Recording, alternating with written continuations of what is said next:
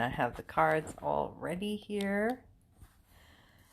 So today, in words, the Emperor, basically, we're in a place where we can get our shit together. We got a lot of strength, a lot of energy, a lot of focus, a lot of inner power. This is excellent. Outside, the Hangman. So we're asked to kind of live in the moment, to really experience the moment, to be okay with the way things are, to wait and to be patient. And the Four of Cups actually really matches this reversed. It asks us not to be impatient, not to rush things forward, not to stick to the surface, but instead we need to kind of wait and hang there and listen to the invisibles. Not every day is about moving forward. So, especially today. And I saw that in the astrology too. So, I have my coffee. Yay! And I have my paints, and I'm just going to be painting the grassy part of the Angel Gabriel. Not really happy with the way it looks. That's okay. I'm just in the blocking out section of things. The beauty about working on a large is that you can take it one thing at a time, and that seems to be the theme of today. Is just not rushing forward, being a little bit more patient. So I'm just going to get a larger brush because you don't need to have a small brush for this kind of work. I need to get some more brushes. Some of my brushes are starting to show their age. Even though I clean them, they eventually become kind of stiff. This one's pretty good. Just kind of work it out so that it softens it up a bit. Shay's deciding what to put in the basket. Excellent. So today, the moon is in Cancer. And it squares with Mercury. So the bad side of that, let's look at the bad side first, and then we can look at the good side. So the bad side is we are tempted to think negatively, to be really critical, right? To jump the gun. Because the moon is in loving and considering Cancer, considerate, compassionate, and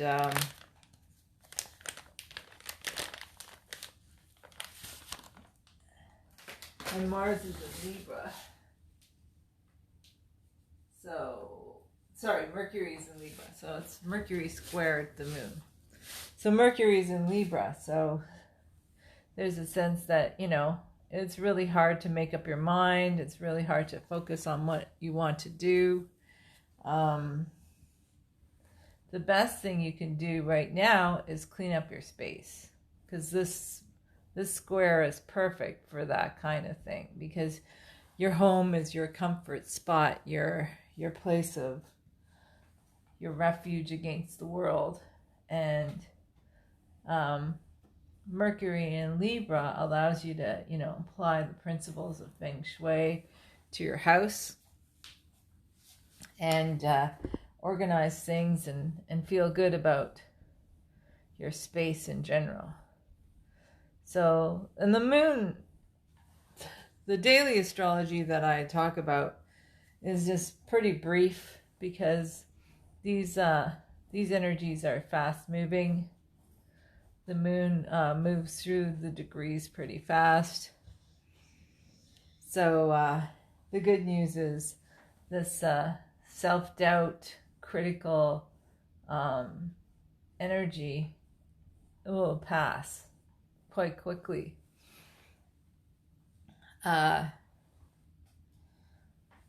So the best thing you could do is just make use of the energy and kind of go with the flow. But the good news is the moon also sextiles with the sun in Virgo. So there's some more cleaning energy. You'll want to be social. You'll want to get out there and meet with people. You'll want to interact, but right now,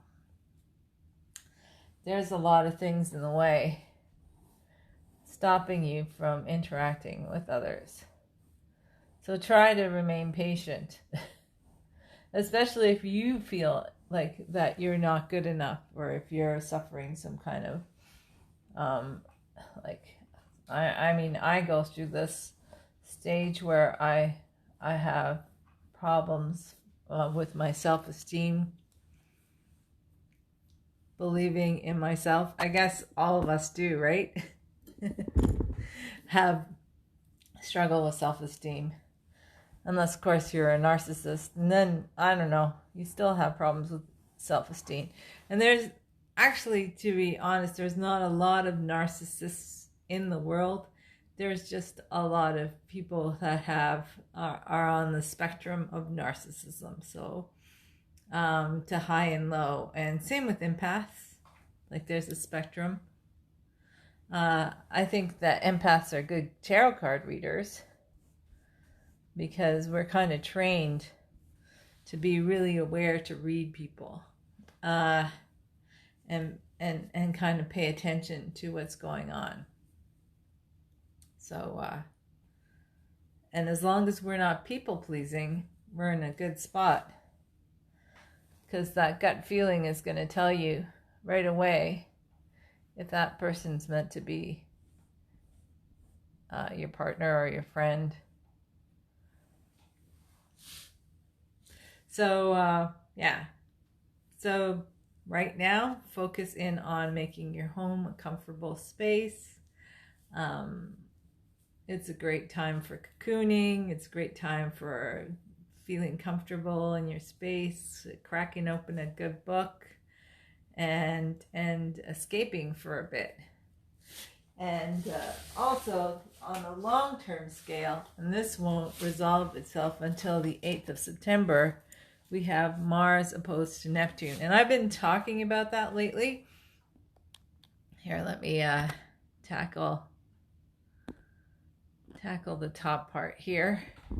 So I've been talking about Mars opposing Neptune, and basically that energy, we're looking at a more kind of difficult period where we can feel very lonely and we can kind of feel lost. And also, if we're struggling with self-esteem issues, which I struggle with sometimes, so I've gotten much better, I must say. This is a time when they'll be accented and a little bit stronger. So, Mars is currently in Virgo, and Neptune is in Pisces. So we have the need to control the details with Virgo Mars and pay attention to all the little trees in the forest. And Neptune in Pisces says, I am the forest. Be the forest. So the best way to work through this is to do creative stuff and to make magic. So from now to the 8th, try to find a creative project that really speaks to you, right? I mean, certainly here I'm going to be doing a lot of creative stuff for the next little while. I've got some work to do, and for me, actually, creative work is like an outlet as I kind of struggle and try and find myself in the process. My art is what helps me understand who I am and how I relate to the world and how I relate to other people. And And yeah, I'm a work in progress. I'm sure everybody is, right? Cheers to that. Yeah, my cup says, I'm not weird, I'm a unicorn. And it has some paint on it. So, coffee. All right. So I was going to say, so try and find a creative project for today if you can. If you're into role-playing games and stuff like that, or acting or performing of any kind, do that. I know my son is into poi and he's pretty good at it. Like that is considered a creative outlet. You don't have to be a painter. You could be a poet, you could be a writer, and just spend some time journaling. I think everybody has a creative spark in them, whether they're crocheting or they're, writing, or whether they're even doing a crossword puzzle. Even playing with numbers, that can be creative too, especially as an astrologer. I mean, I love geometry, and geometry kind of works with art and astrology. It's like the key that takes me from one to the other, back and forth. So, and numbers are very magical too. So if you want, you can check out numerology. I would highly suggest it, because it's a really interesting study of numbers and the sacred energy behind numbers, right? Like even in the tarot card deck, you'll notice that there are numbers in the major arcana, and those numbers mean something because they connect to the numerology of the card. So you can dig a little deeper, and there's lots of sources online that talk about numerology. And I like to do numerology. I like to calculate my name. I like to calculate other people's names and see what the number has to tell them about who they are, because every number has a vibration and every letter connects to a number that has a vibration. So there's something that you can occupy yourself if you're a mathematical, right brain kind of thinker. There's like creativity comes out in different forms. That's what I wanted to say. So today's magic. So with the moon in Cancer, you want to do something that's nurturing. Shay says she does the major arcana based on numbers. By the way, truly Shay is an awesome reader.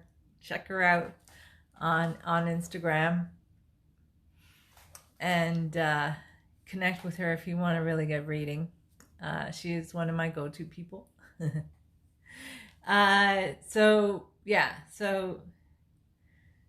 So Cancer is the third sign after. So Aries, Taurus. No, it's the fourth sign.